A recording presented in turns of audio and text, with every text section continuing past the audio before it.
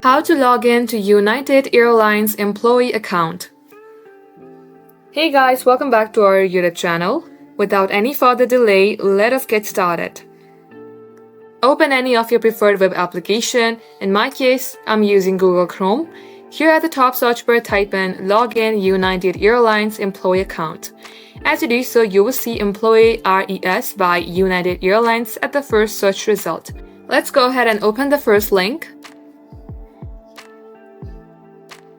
And as you do so, you will get landed onto its official website. Now here you have to enter your username. As you do so, you will land onto your employee portal.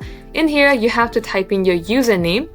Once done, type in your password and click on to sign in. Also be noted that you have to enter your correct username and your password provided by your employer.